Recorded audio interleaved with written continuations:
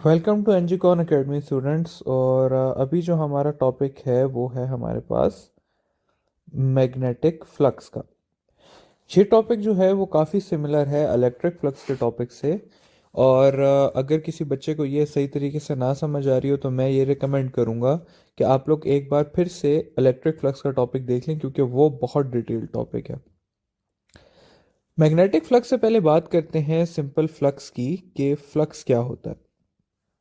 Flux होता है हमारे पास number of lines passing through an area. For example, अगर मैं कहूं कि ये मेरे पास एक एरिया है और ऐसा ही एक और एरिया है मेरे पास,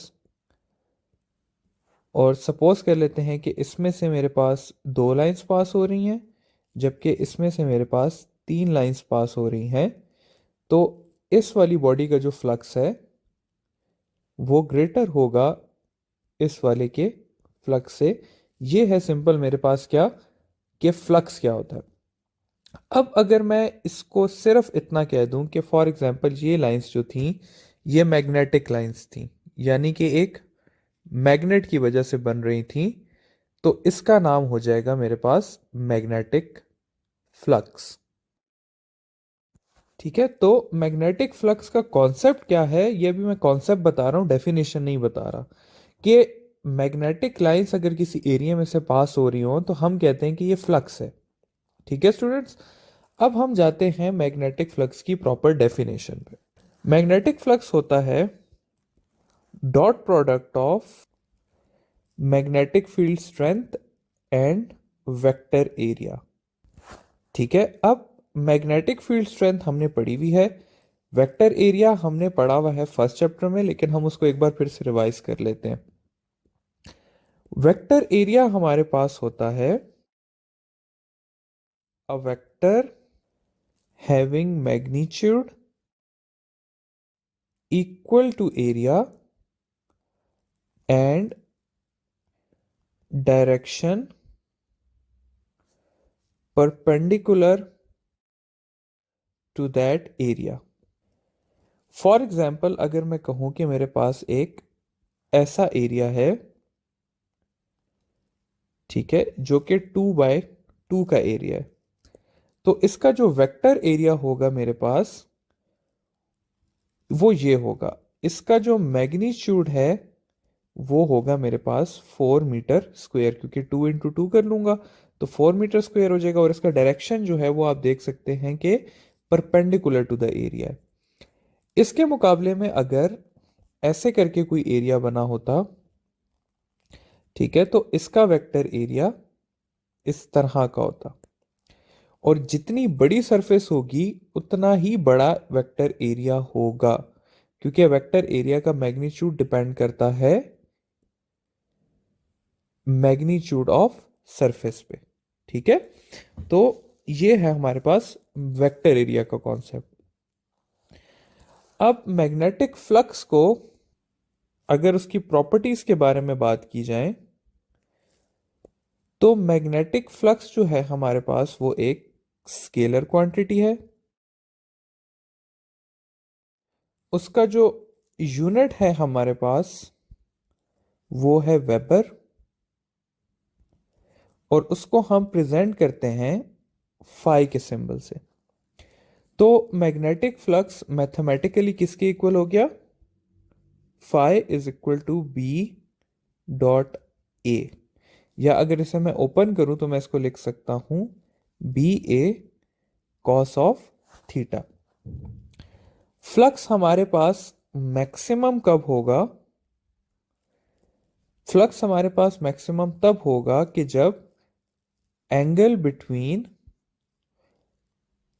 बी और वेक्टर एरिया जीरो के इक्वल होगा।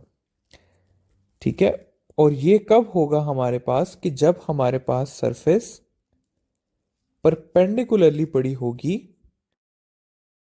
With respect two lines. For example, अगर ये सरफेस है और ये लाइंस आ रही हैं, ठीक है, तो इस सरफेस का जो वेक्टर एरिया होगा वो होगा ये वेक्टर एरिया, जो कि पर्पल लाइन से शो हो रहा है, और मैग्नेटिक फील्ड जो कि ब्लू लाइन से शो हो रही हैं, इनके बीच में एंगल कितना है? 0 डिग्री है।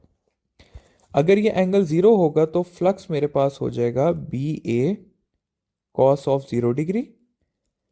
कॉस ऑफ 0 डिग्री होता है 1, तो ये हो जाएगा बी ए।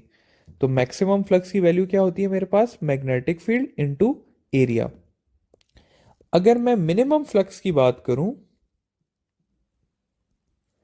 तो मिनिमम फ्लक्स होगा मेरे पास जब angle between magnetic field strength और वेक्टर एरिया होगा मेरे पास 90 डिग्री। तो अगर ये 90 डिग्री होगा तो ये मेरे पास बन जाएगा B A cos of 90। Cos of 90 zero होता है, तो इसका आंसर आ जाएगा मेरे पास 0। और अगर मैं आपको डायग्रामेटिकली इसको सॉल्व करके दिखाऊं तो ये देखें, अगर सरफेस ऐसे पड़ी हुई है तो इस सरफेस का वेक्टर एरिया किस तरफ जा रहा है? ऊपर। मैग्नेटिक फील्ड लाइंस किस तरह से जा रही हैं? इस तरह से। तो जो मेरे पास मैग्नेटिक फील्ड है और जो मेरे पास वेक्टर एरिया है, उसके बीच में एंगल कितना है मेरे पास? 90 डिग्री। और अगर ये 90 डिग्री है तो हम देख भी सकते हैं कि किसी किस्म का कोई फ्लक्स पास नहीं हो रहा। और अगर इसके अलावा कोई एंगल होगा, फॉर एग्जाम्पल अगर सरफेस ऐसे करके पड़ी हुई है तो इसका वेक्टर एरिया होगा इस तरह से। फ्लक्स पास हो रहा होगा इसमें इस तरह से, और फ्लक्स और ये आपस में एक एंगल बना रहे होंगे थीटा, और हमारे पास फ्लक्स हो जाएगा B A cos of theta. ठीक है। तो यहां पर मैं अगेन लिख देता हूं कि मैक्सिमम फ्लक्स कब होता है? जब थीटा हमारे पास 0 डिग्री होता है। मिनिमम कब होता है? जब थीटा हमारे पास 90 डिग्री होता है। और अदर एंगल्स के लिए क्या होता है हमारे पास? जब हमारे पास थीटा बिटवीन 0 और 90 हो तो उसके लिए हमारे पास बी ए कॉस थीटा होता है। ये करने के बाद अब जो हमने इलेक्ट्रोस्टैटिक्स में कॉन्सेप्ट पढ़ा था सरफेस एरिया का, वो भी देख लेते हैं। ठीक है। तो मैं यहां पर कंपैरिजन लिख देता हूं बिटवीन वेक्टर एरिया वाले कॉन्सेप्ट का और सरफेस एरिया वाले कॉन्सेप्ट का। देखिए स्टूडेंट्स, अगर मैं कहूं कि ये एक सरफेस पड़ी हुई है और ये एक सरफेस पड़ी हुई है। सिमिलरली अगर मैं कहूं कि यहां पर भी इसी तरह सरफेस पड़ी हुई है और इस तरह से एक सरफेस पड़ी हुई है। अब अगर इसमें मैं देखूं तो इसका वेक्टर एरिया ये बन रहा है और इसका वेक्टर एरिया ये बन रहा है। मैग्नेटिक फील्ड लाइंस चारों सिनेरियोस में इसी तरह पास हो रही हैं।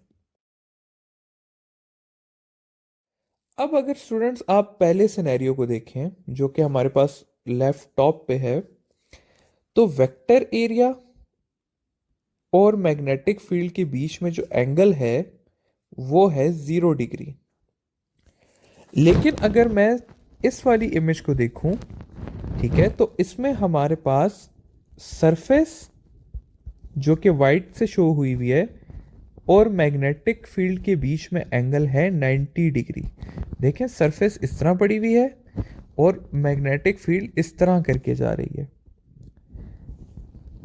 इसके मुकाबले में अगर मैं नीचे वाली डायग्राम देखूं तो वेक्टर एरिया और मैग्नेटिक फील्ड के बीच में एंगल है 90 डिग्री।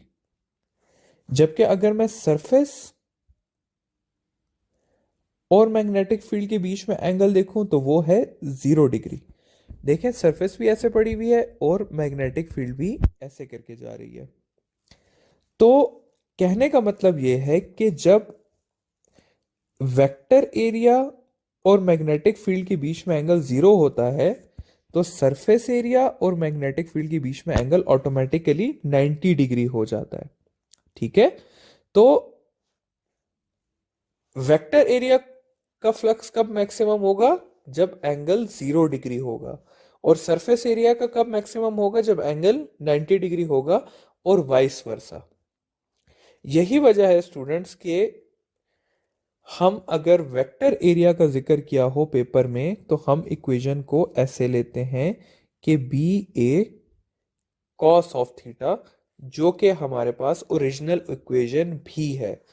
लेकिन अगर कहीं कहीं पे भी आपको सवाल में सरफेस एरिया की बात की हो तो आप लोगों ने इसको बी ए कॉस थीटा नहीं बल्कि बी ए साइन थीटा लेना है। ठीक है, तो ये हो गई आप लोगों के पास फ्लक्स की बात with respect to vector area और सरफेस एरिया। यहां पर हमारा टॉपिक एंड होता है, लेकिन इस टॉपिक में एक छोटी सी और बात भी है, और वो है मैग्नेटिक फ्लक्स डेंसिटी की। मैग्नेटिक फ्लक्स डेंसिटी का लफ्ज मैं पहले भी ले चुका हूं, लेकिन अब आपको समझ आएगी कि इसको मैग्नेटिक फ्लक्स डेंसिटी कहते क्यों हैं। देखिए स्टूडेंट्स, मैं कहता हूं कि ये है मेरे पास बी और ए के इक्वल जो फ्लक्स था। अगर मैं इसमें से बी निकालना चाहूं तो मेरे पास आ जाएगा फ्लक्स ओवर एरिया। ठीक है, ये है मेरे पास फ्लक्स और ये है मेरे पास area. Something over area is called as density. क्योंकि यहां पर हमारे पास फ्लक्स ओवर एरिया है तो इसको कह देंगे फ्लक्स डेंसिटी। तो फ्लक्स डेंसिटी हमारे पास किसकी इक्वल है? फ्लक्स डेंसिटी हमारे पास इक्वल है मैग्नेटिक फील्ड स्ट्रेंथ के। तो अगर कहीं आप लोगों से पूछा जाए कि फाइंड मैग्नेटिक फ्लक्स डेंसिटी, तो आप लोग मैग्नेटिक फील्ड स्ट्रेंथ फाइंड करेंगे। ठीक है स्टूडेंट्स, और इसी वजह से बी का जो यूनिट है वो वेबर पर मीटर स्क्वायर भी है। ऐसा यूनिट मैंने क्या बताया था आप लोगों को? टेस्ला। सीजीएस यूनिट आप लोगों को मैंने बताया था गॉस, और एक और यूनिट है इसका, वो है वेबर पर मीटर स्क्वायर। एक और चीज आप लोगों को बताना चाहता हूं कि अगर कभी ऐसा सवाल भी आ गया कि what is the SI unit of magnetic flux density, तो अगेन वो क्या है? टेस्ला ही है। वेबर पर मीटर स्क्वायर जो है वो एसआई यूनिट नहीं है। यहां पर हमारा मैग्नेटिक फ्लक्स का टॉपिक खत्म हो गया।